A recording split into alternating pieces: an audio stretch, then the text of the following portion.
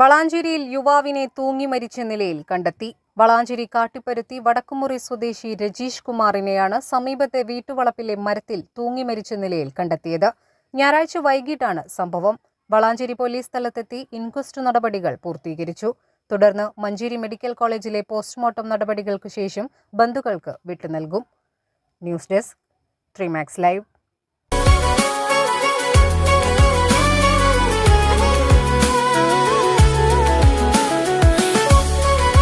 മനസ്സിലുണ്ടോ? MXലുണ്ട്. MX wedding centre ഇനി വളാഞ്ചേരിയിലും. MX wedding centre Valanchery, Pattambi, Koottanad, Koppam, Kecheri.